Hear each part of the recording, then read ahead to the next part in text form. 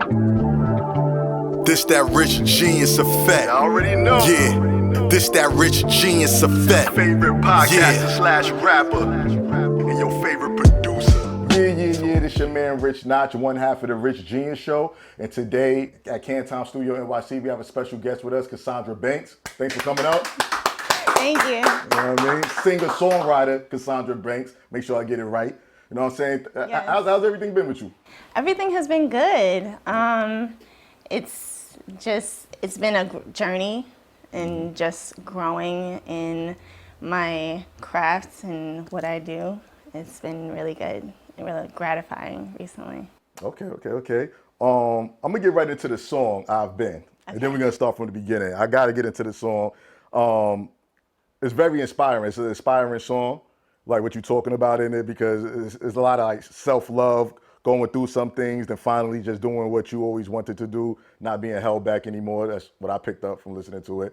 And I was a fan of it when I first heard it, when you performed it. I think it was like last year when I went to the Marcus Stokes preview for his album, but it was a bunch of artists up there, poets and everything, and you performed it, and I was like, this song is dope. This song is fire. Yeah. It's one of them songs that's real catchy too. You know what I'm saying? So yeah, when you made that song, like, where was your mindset at, like, when you was writing that song? My mindset was exactly what I wrote in that song. Like, okay. I had gone through a breakup with a friend, and I realized that I had been people-pleasing with her, and I was not aware of that. So as I was learning more about people-pleasing and the role that I played in how it played out, just basically not speaking up for myself and just going along with, with what she wants to do or what the pickier person wants to do. And then it ended up being way too much for me, where I was burning myself out, literally. So I wrote that song after I had some space and was getting into my own lane, basically. And I decided that it was time to put my energy back into myself, and that's what I was doing, and that's where I wrote that song from. Oh wow! So she inspired this dope song. Are you still friends with her? No. Oh man, it's okay though. It's not bad blood. It's just like not what it used to be. Yeah. But see, with the bad comes the good, because a situation that wasn't too good turned out to be something good with coming up with this song. Oh yeah, yeah. And I'm gonna let y'all know she's gonna perform, so y'all understand she's gonna perform this song later on for us on the Rich Genius Show. It's a dope song, like I said, official. Like that song, when I came that night, and I was just saying Marcus Stokes song, West Side on the Highway. Those they stayed in my mind. Every act was dope though. All the acts did their thing. The poets did their thing too. All the people that did the poetry and everything, salute to them. But that song stuck out in my mind. Like, I like, yo, this song is catchy. You know what I'm saying? Thank you. I really appreciate it. What's your take on R&B nowadays? R&B music. What's my take on it? Do you feel it's coming back? Do you feel it's in a good space? Do you feel like, what do you think? I feel like I come from the 90s R&B era. Okay. So seeing where it has gone, it's not the same. It doesn't have that same feeling, I feel like. But I have seen that people are craving that R&B that gives you a feeling. And there's definitely a lane that I see people trying to fill. Like I have seen people trying to make a 90s R&B inspired song or 2000s R&B inspired songs. Mm-hmm. And I definitely feel like there are people that are able to do it, just maybe not mainstream, but I feel like it'll probably be a process for it to get back out into mainstream, but into the spotlight, right? Yeah, but it is what it is. I feel like there's always things ebb and flow. There's always an ebb and flow. Okay. It'll be back. I have hope. You gotta keep the hope. I mean, artists like you and others, y'all bringing it back. So yeah, like that feel. We out here. Yeah, y'all definitely out here. Yeah, so like R&B, like you said, hopefully it comes back to what it used to be. I think it will eventually. You know what I'm saying? Like on a mainstream platform. You know what I mean? Because you got to look for it. Kind of like real hip hop. Like you have to kind of search for it. It's not right there for you. How in the '90s, early 2000s, it was right there for us. Like you turn on the radio, you turn on the TV. It's that quality R&B hip hop. Now you kind of you have to do your own search. You know what I mean? You have to really find it if you want that feel again. You know what I mean? Yeah, and I feel like it's really back when that quality R&B was happening. That was when the music executives and everybody was investing in artistry, and I feel like the main difference between now and then is that we don't have that now. Now, if somebody wants to sign you, they want you to already have a certain amount of following. They want you to already have your listeners or whatever, your Spotify listeners to be what they want you to already come, already done. And then they'll just give you money and you just do your thing. Whereas back in the day when it was quality, they just needed a talent and a face.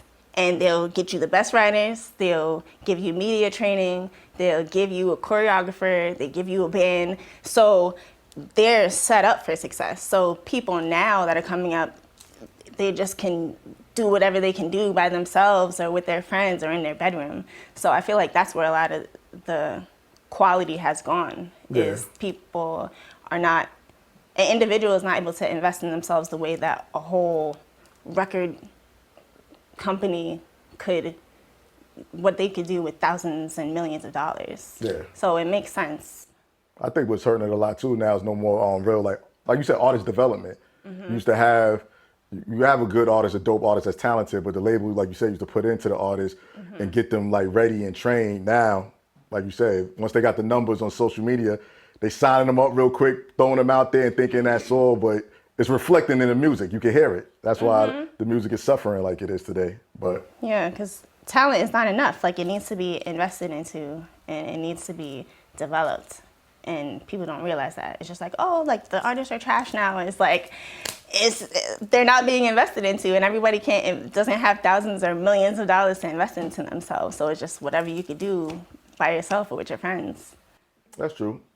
So you don't blame it on the labels? It's like the whole label thing is not even a big thing no more like it used to be, where people were like, I got to get signed to this label, all the major labels, the machine. Now it's like people are like, I really don't need you. We could partner up maybe, because I could do it independently and keep more money for myself, first of all, because everything been exposed with the labels. So exactly. the label power is not what it used to be either, which in a way is good, but in a way is kind of bad. Yeah. I feel like now that people know, or they're hearing the stories, especially with social media and people being able to hear directly from the artists, it's like the wool has been pulled off of people's eyes, and they can see that these record deals are usually not benefiting the artists too much. Not at all, yeah. And they're made to look like they're rich, or you watch some of these people's stories and they make them look like they're rich and they're really not. They're given these things, but it's not because they made a whole bunch of money. And people won't actually want to be able to follow their dreams without having to sell themselves out or just not actually be happy behind closed doors. Yeah. So everything that good is not gold. Exactly. So it's like, what do you do as somebody that has talent and you know you can't trust in the labels anymore, and you kind of just gotta work and hustle and do what you can do with what you got. That's where we at right now. Okay. So let's take it back now. Let's start from the beginning. How did you even get into the love of singing and songwriting? Like, where does it come from? Like, who inspired you, or like, was you raised in music? Like, how did you get to this point in your life with the love of music? My dad is a producer and engineer, so we always had a studio in the house, and he would have artists come through and he would record them, and I was just always around it. So my parents have video of me as a toddler, as a baby, like in diapers, and I'm rapping the ABCs into the mic. So And then as a toddler, like I'm always singing and like making up my own songs off the top of my head. Right. And it wasn't until I went to school that I realized that I was shy, and all of a sudden I didn't want people to hear me singing anymore. But once I started getting those little notebooks, I started actually writing the things that I would come up with, I would write them down. And yeah, that's when I started actually intentionally making a song and figuring out song structure with those little notebooks that you would get in school. And my parents had a whole CD collection, and I would just pick out whatever looked interesting to me. And I loved the little booklets, and I would read the lyrics in there. And if they didn't have that, that was such a disappointment. But I would write the lyrics down on paper. And that's how that started for me. So you was destined for this since young. Like, you don't know how good you had it. Like, the studio was able, because when we was kids, you remember back in the days, it was you had a studio, but it was so hard to get into a studio back. It wasn't easy like nowadays. Everybody got a studio. You could find a studio anywhere. I remember back in the days when we was real young. I mean, my people wanted to rap. To get to a studio was like the hardest thing in the world because it was so much. But for you to grow up with the studio right in the house, in the crib, you was destined for this. I mean, yeah. It's one of those things where it's always there, so you take it for granted. And yeah, for so long, I just wasn't using it because I was just like, I'm shy. I don't want anybody to hear me. So it's not until just recently that I decided I need to put out what I have and share it with the world. And regardless of, what comes of it, I just let it do what it does, and I'll just see. I don't have anything to lose. At this point, I'm already an adult. There's no Mickey Mouse Club or anything that I can like go back in time and be like, okay, Casey, you're gonna go and you're gonna just sing. You're gonna do it. Like, was your people shocked? Like, people that know you, was they shocked when you started take it serious and really they hear you sing as you got older? They were shocked, huh? Yeah, because I was always the introvert, and they'd be like, where did that come from? Where did the voice come from? I call myself a bedroom singer. You know how people are like a shower singer? Yeah. I was a bedroom singer. I would just be in my room, close the door, and I'd try to sing as quiet as I can so I could like know the words to my favorite songs, or SWV and Escape. I would be trying to sing those songs in the backyard where no one else could hear me. So it was on the low for the longest time until recently. So you say recently, what do you mean recently? Well, recently, like the past few years, the past like 4 years. That was 4 years ago, like 2022. That was when I put out my first open verse. I started that way. I was like, okay, I seen a producer that I followed. He posted an open verse, songwriters, write to this, and I loved the beat. And I'm like, you know what? I'm gonna write to this, and I made a video and I put it online, and it got really good feedback, and that's what started me being public with my singing and songwriting. But I've been doing it since I was a little kid. How was it when you did your first live performance? Since you had that type of personality, the first time you went on stage in front of strangers, like, how was that experience? So my first live performance was for my mom's 60th birthday. She was like, can you sing for me? And anytime before that, it was a no automatically. But I had actually dabbled into the dance world, and I learned ways to use mindfulness to get myself on stage and not freak out. And when my mom asked me this time, I was like, I can just apply those same things to the singing. And I said, yeah. And my first time, I was so scared. I was shaking. You could hear it in my voice. You could see it in my hands. It was so embarrassing. It was one of the most embarrassing experiences of my life. Did you record it? They got that on? Oh yeah, it's recorded. Okay. You know, I got all the oh, you did so great. Oh, encore. I'm like, no, that was enough. I need to go eat. But you got through it though. I got through it, but it was very embarrassing. That was my first experience. You seemed real comfortable last year. When I saw you perform last year, you seemed very comfortable. Like the nerves is out the window now. You good? Oh, like, I'm happy to hear that. Yeah, you ain't seem nervous at all. I ain't see it. I was a little nervous, but I have my methods. Oh, okay. You know, but I feel like as you perform and just keep doing it, then it goes away, like little by little. So it's a process. Okay, that's good. Who's been your biggest supporters? Is it people you know or strangers? I know a lot of artists say, even I experienced it seems, you know, you have people in your circle that do support, cool, but it seems like when people know you, and especially they know you for years, for whatever reason, it's like they won't support you fully. But it seems like the strangers that haven't known you since you was young or know you like that, they show more support. But what about for you? Has it been like that, or you get full support from all your people's friends and family? I feel like I'm fortunate to have supportive friends and family. Mm-hmm. But I also definitely get the whole strangers will support you more. I get that too. But I am fortunate to have a very supportive circle. Okay. So, you know, people, you know, like and share and comment and coming out. It trickles away over time because I feel like people that know you, they're not sure what you're doing. But I feel like my people also are low-key into music themselves. Okay. So they take it, once they saw what I could do, they took me more seriously, I feel like. And yeah. And once they see you serious, then Yeah. I think that's what most people like. They should, like, if they know you, once they see you're serious and passionate about something, the support should just come easily. But sometimes for whatever reason it don't. But you know, it is what it is. What's been the most difficult thing so far in your music journey?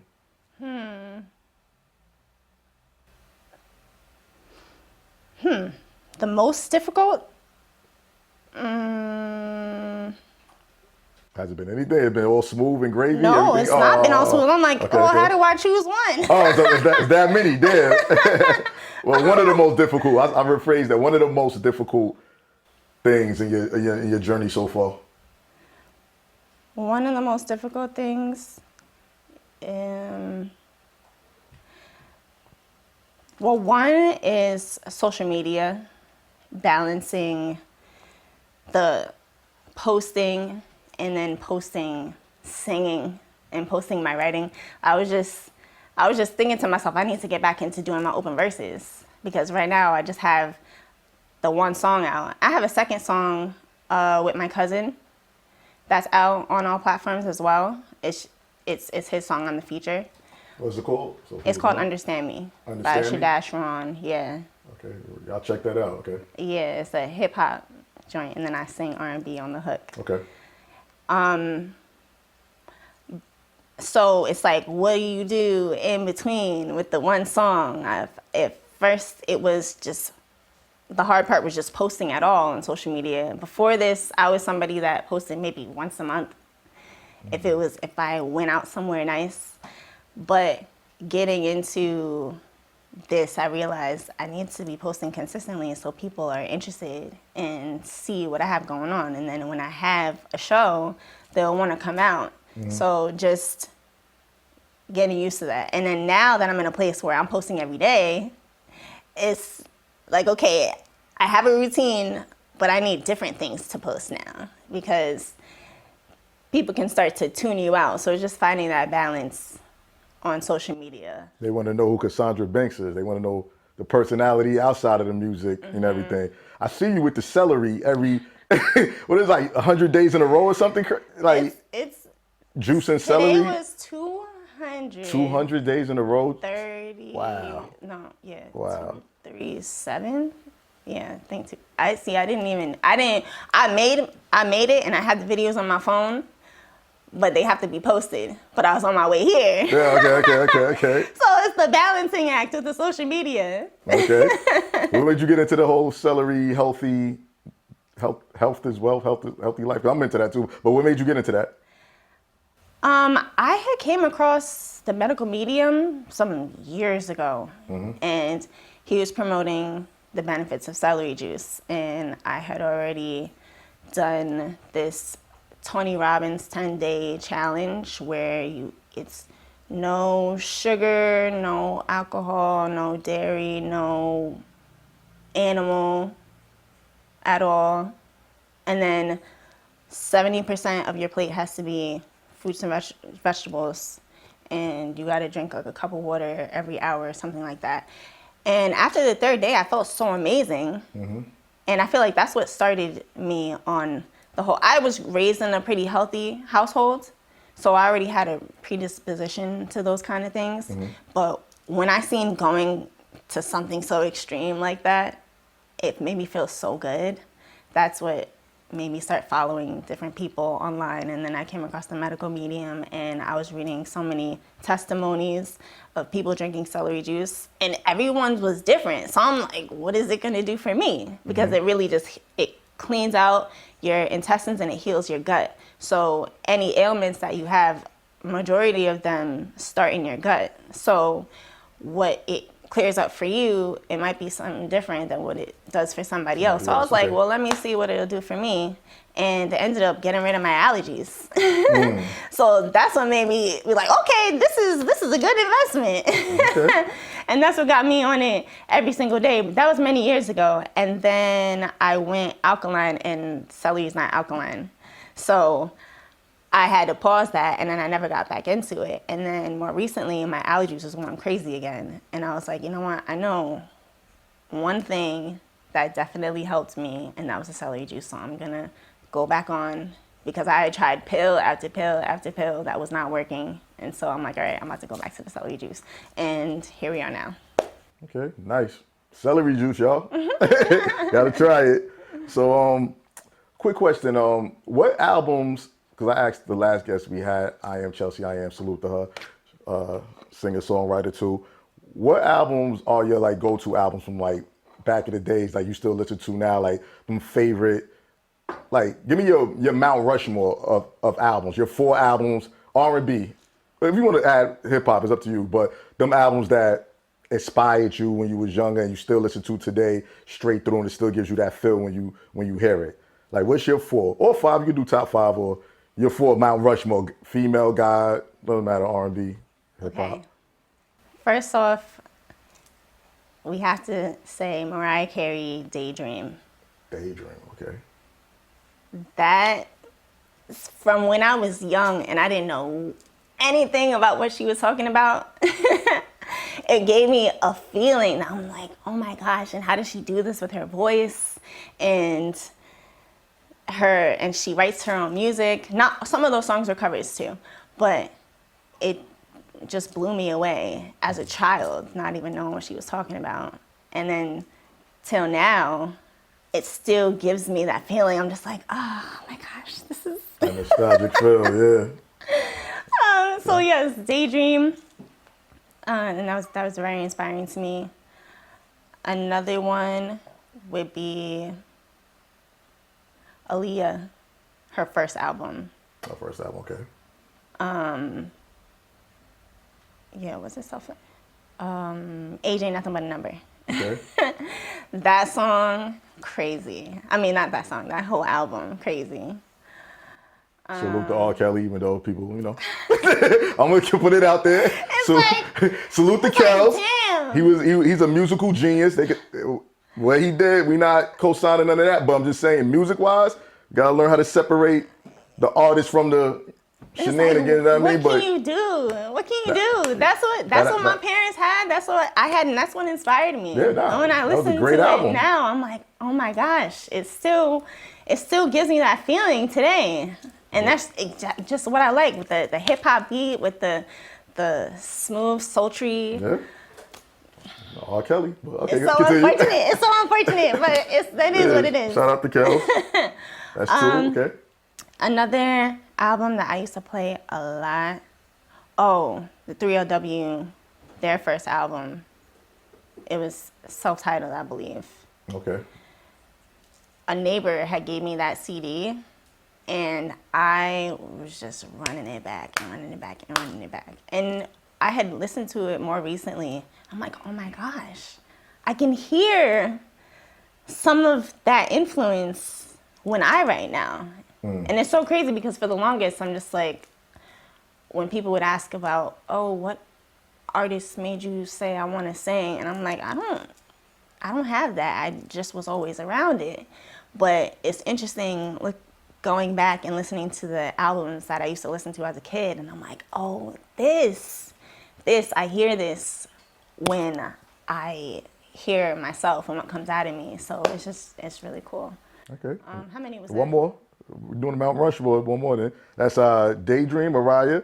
You got Leah first album and 3LW first album. And That's three. One more. Your Mount Rushmore. definitely. Kessandra Banks, Mount Rushmore. Dang, that's a lot of R&B. pressure. There's so many albums. But Yeah, they Another want one? to know. Like, another one that I used to play and I still feel it is Destiny's Child, The Writings on the Wall. okay. Yeah. That's a nice 4. You can add one more if you Dang, want. I mean, I know you and then don't want to leave nothing out, but you can add one more if there's one more. well, I have to shout out my first CD that was ever gifted to me was Ashanti's first album. And my parents got me my own portable CD player. That was wow. my first CD. So I was running that one up too. Okay. And I was always so inspired by Mariah Carey and Whitney Houston, and it's just like you can't touch them. But when I was listening to Ashanti, it's like, oh, you don't have to just sing ballads to be considered a singer. You can sing with hip hop. You don't have to just do the most, because that was also one of my insecurities. It's just I like to sing, but I didn't grow up in a church like they did. Like I didn't have that opportunity to build like that from so young. So it's cool seeing another artist that was a singer, but I think Ashanti did grow up in the church too, but she just wasn't using her voice in that way. She was doing the hip hop and R&B thing, and that was inspiring to me as well. Yeah. Nice. That was a classic album too, Ashanti first album. They was on fire back then, Murder Inc. But all right, that's a dope Mount Rushmore, or top 5, I should say. Now, I mean, you added the 5th one. Last question before we get to the performance. What do you want people to know about you, like that people don't know, or you? And wait, what do you want people to know about you? And in the future, what is your ultimate goal with the R&B? Like, what do you want to be remembered for when it's all said and done in the music? Okay, wait, what was the first? Oh, What do you want people to know about you, like to right know now? about me? Right now. Kessandra Banks, what do you want people to know? I want people to know that I'm a believer in going after your dreams, or I know people think that dreams are, I don't know what people think, but I think that investing in yourself is very important, and you don't have to have this big goal or want to be famous or whatever to follow what makes you happy. You can just work on yourself in whatever capacity that is. Just find something that brings you joy and invest in that. And for me, I feel like my journey, it has felt like it's been so slow, or it's maybe late, but it has built me up to be the person that I am. And at the point where I started, just starting and being just starting has improved my life so much. And now I'm here. just investing into what is my natural talents, regardless of what other people are doing, or like just don't compare yourself and just do what makes you happy, regardless of the outcome. Okay. And in the future, like when like you want to have a whole discography, you want to become more behind the scenes with songwriting, writing for others. You want to start producing. Anything else you got like lined up that you already got your eyes on that you want to accomplish in the future? Oh, I definitely want to do some songwriting. Okay. I have done some songwriting camps before, but I would definitely like to get into some songwriting and just get my own discography up. Okay. I have a lot more than what is out right now, and so I'm excited to keep putting out music. I need to put out my old music, and then I need to put out recent things, and it's just, when I think about it, I'm excited to just put out what I have. Okay. Are we getting an album soon, or? I don't know if it'll be soon. Definitely will be a single. Okay. A few singles. A few singles. But a project is definitely in the works. Okay, good. Cool. Looking forward to that. We're about to take a quick pause, then we're going to come back with Kessandra Banks, and she's going to perform for us SWV Rewrite all night long on the Rich Genius Show. Stay tuned.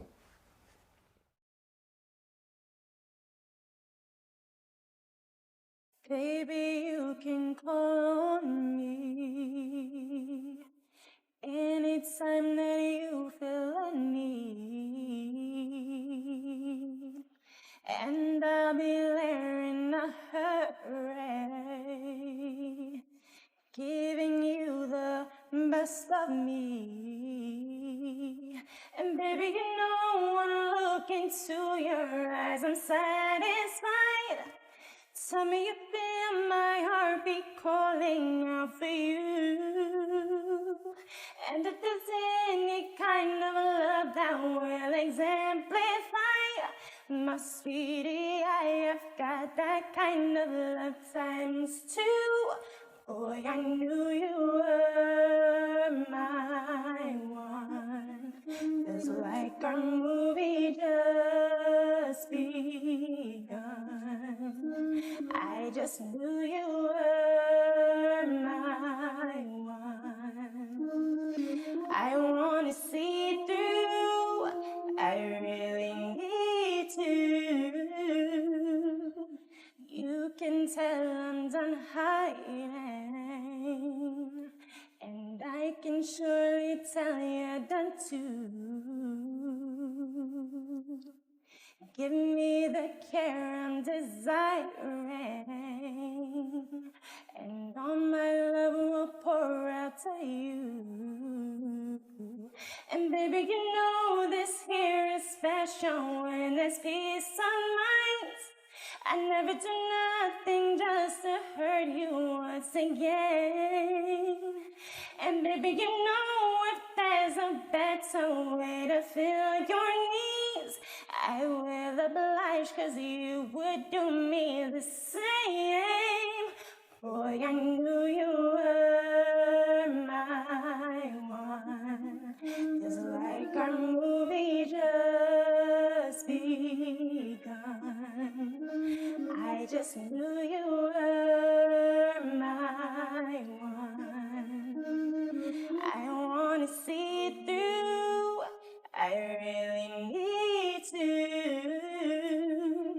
Here's the vibe, this candlelight, a table set for two, babe. Begin to dine, we take our time, ain't nothing left to prove. I look at you, you look at me, a smile cracked on your face, a memory that will never be replaced. Boy, I knew you were my one. It's like our movie just begun. I just knew you